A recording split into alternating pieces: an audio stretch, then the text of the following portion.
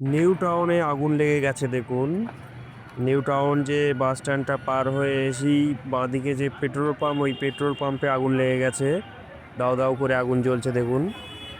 এখনকার ভিডিও 1 ঘন্টার মধ্যে আপলোড হয়ে যাবে ভিডিওটা। তো কি আগুন লেগেছে দেখুন পেট্রোল পাম্পে, ভিডিওটা দেখতে থাকুন।